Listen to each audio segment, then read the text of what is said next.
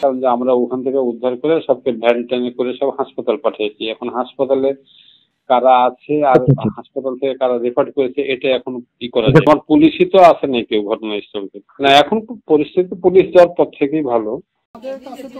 আমি ধরেন এখানে নতুন বাংলা কথায় থানা